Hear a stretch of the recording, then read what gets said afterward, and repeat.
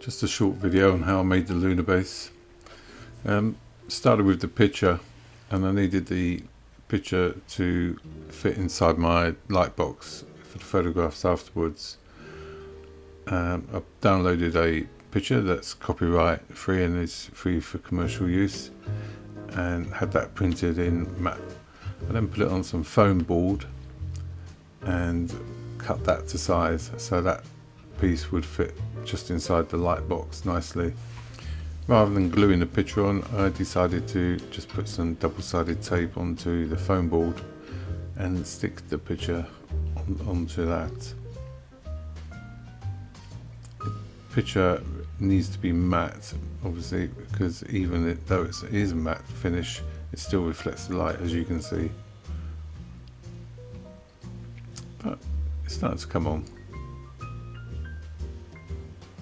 Next thing to do was to create a base, which was just a piece of board with some wood strips glued onto the sides to create about 1 centimetre deep well, and I'm going to put some plaster in that.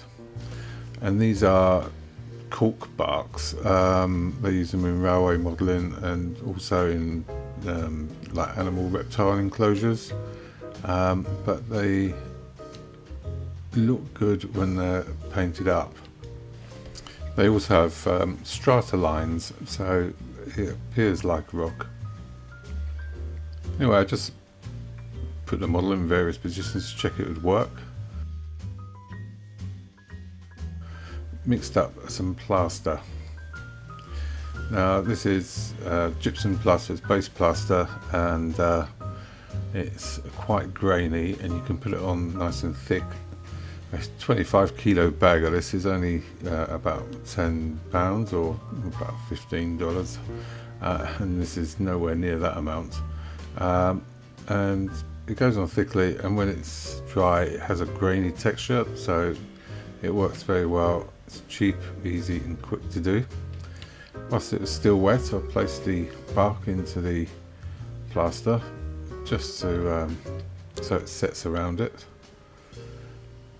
I then started to rough the plaster up a little bit, and I just used a piece of paper and just dabbed it on because the plaster is still wet and tacky, and you can see it moving as I'm tapping it.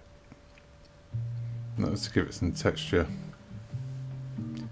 With hindsight, I probably made a smooth area.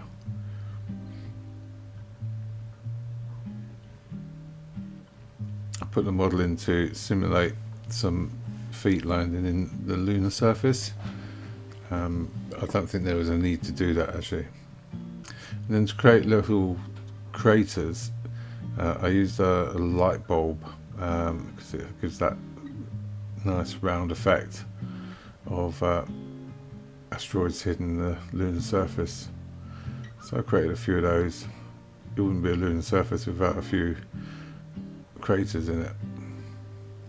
When that was all dry, I took it outside and I bought some matte black car spray paint and basically emptied a tin of that all over the base, and obviously outside because it's nasty fumes. You wouldn't want that indoors. And then once that was dry, I then went over that with a light grey paint and spraying just from one direction though. Again, that's just a car spray paint. So those were the two main colours, and spraying from one direction obviously lets you create a sort of deep shadows once you've gone around with the black.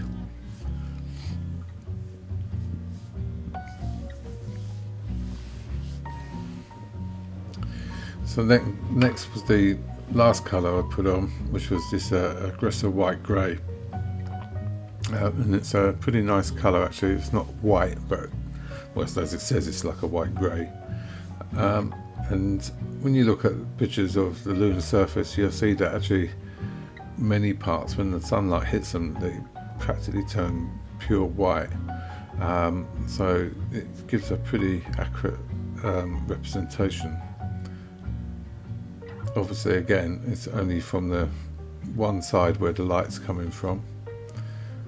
so it gives that illusion of the sun hitting it from behind as you view it. Because once that was all done, it was pretty much finished. Just needed to put it together with the base, with the backdrop, stick it in a light box, take some photos. Thanks for watching. Hope you got something out of it. Catch you next time.